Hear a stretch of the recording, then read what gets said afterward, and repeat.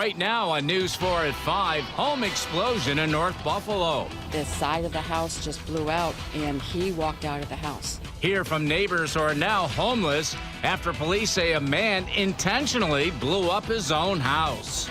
Well, nice weather finally making its return to western New York. We've got a lot of sunshine this weekend and some slowly warming temperatures. I'll let you know how long this nice weather pattern will last coming up in your 4-1 forecast. And speaking out, the individual who committed this atrocious act down in Parkland had been making threats and was a problem for months. Hear why District Attorney John Flynn is furious that action wasn't taken sooner after a college student is arrested for allegedly making threats. News 4 at 5 starts right now.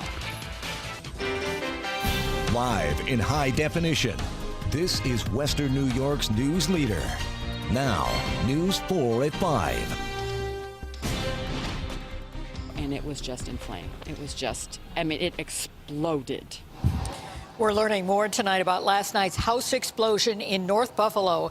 Police say a 73-year-old man intentionally blew up his own home with natural gas. And 2 other homes were severely damaged. Now neighbors are coming together to help those affected by this explosion. And News 4's Rachel Monjovi joins us live from the scene on Covington Road. The show is the latest. Rachel? Well, Dawn and Jackie, this large pile of rubble behind me is what's left of the home involved in last night's home explosion. This huge pile of debris is the neighbor's home. That home was just demolished just a few hours ago. And then if you can see the home right here, this was also impacted by last night's explosion. It's still standing, but has hundreds and thousands of dollars worth of damage. Almost 24 hours after a house explosion on Covington Road in North Buffalo, crews tear down a neighbor's home severely damaged by the fire. It's emotional. Buffalo police tell News 4 73-year-old Santo Koch blew up his house Thursday night in an attempt to commit suicide. Investigators say Koch disconnected the gas meter inside his house and lit a candle. My husband and I were just getting ready to, relax and have a movie, and a big boom.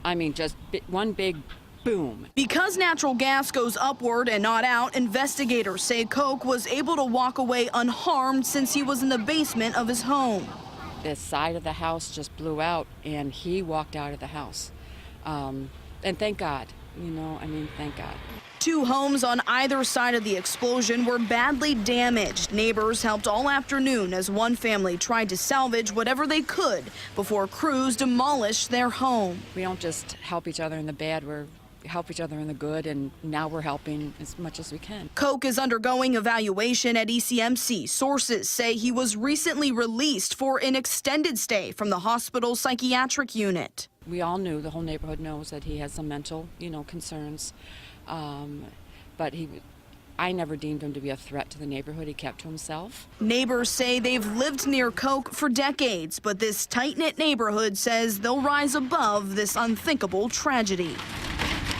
We're hoping that good times are going to come from it, and we're supporting each other. Now, the DA's office says Koch was arraigned today at ECMC. He is charged with 3 counts of arson, reckless endangerment, and criminal mischief. Officials say it's a miracle nobody was hurt. Koch is scheduled to appear in court on Wednesday. Reporting live in North Buffalo tonight, Rachel Monjovi, News 4 at 5. Thank you, Rachel. And the suspect in a deadly hit-and-run in Niagara County has confessed. The Niagara County District Attorney says Timothy Martin Jr. pleaded guilty to killing Lauren Jacobs 6 years ago. Jacobs was hit while walking near his home on the Tuscarora Reservation in February of 2012. Officials say Martin was 19 years old at the time of the crash and drove away. He faces a maximum of 7 years in prison now. He'll be sentenced on June 15th.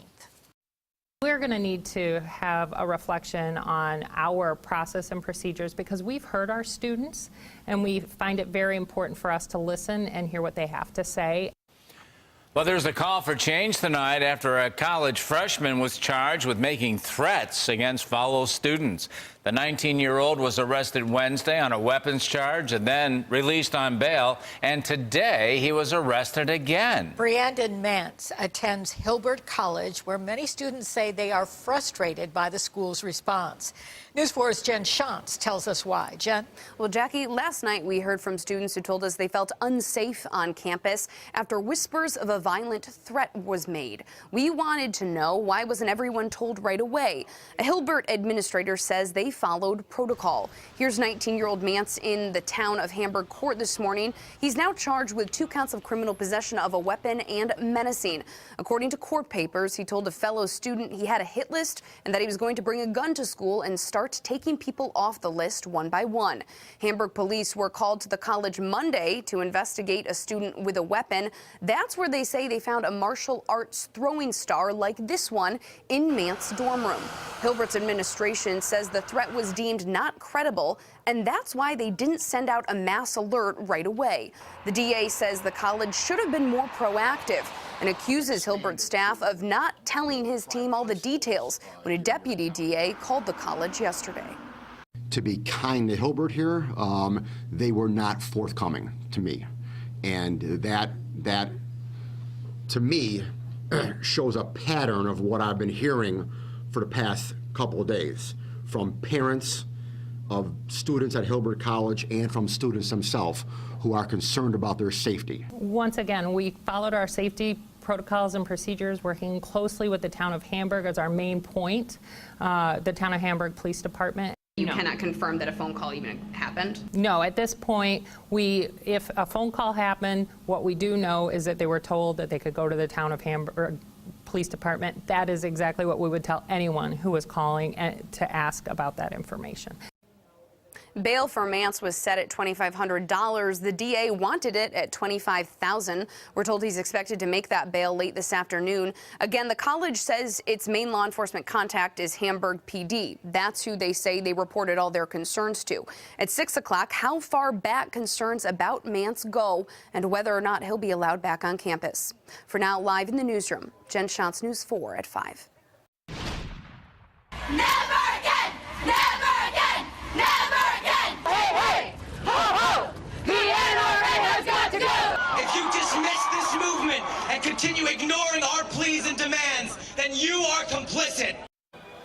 Well, many students across the country, from New York to Texas to Pennsylvania and Florida, walked out of class today to protest gun violence and to remember lives lost. Now, the peaceful protests were staged today on the 19th anniversary of the Columbine High School massacre in Colorado. 12 students and a teacher were killed. 23 others were wounded after 2 fellow students opened fire and then both gunmen committed suicide. Sadly, there was even a school shooting today. A student was shot in the ankle at a high school in Ocala, Florida. One person was taken into custody and no one else was hurt. Now, here in Western New York, students are also making their voices heard against gun violence. News 4's Kelsey Anderson was at Niagara Falls High School today. Kelsey?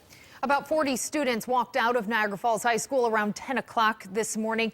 They walked for about an hour to City Hall. I will no longer have to be afraid of being the next victim! From Niagara Falls High School, several dozen students walked and chanted in the streets. Porter Road to Hyde Park Boulevard to Pine Avenue. Pine Avenue to Main Street. These young people say they are the change. The students ended their march 3.5 miles later on the steps of Niagara Falls City Hall. And for about an hour there, they expressed themselves. I should not be afraid for my future children and grandchildren and worry that one day they're going to get shot somewhere they should feel safe. Many of the students here today told me they don't feel as safe as they could at school. People resort to homeschooling and situations like that because they truly do not feel safe. They're scared for their lives, and you should never go to school scared for your life.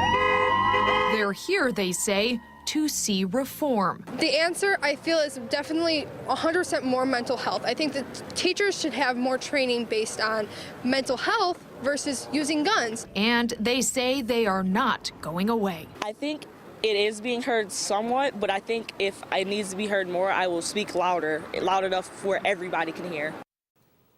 I did call Niagara Falls High School to see if they have any response to this walkout and security at the school, but they have not called back. Now, current students at Columbine did not walk out today because classes are canceled annually on the anniversary of the 1999 shooting.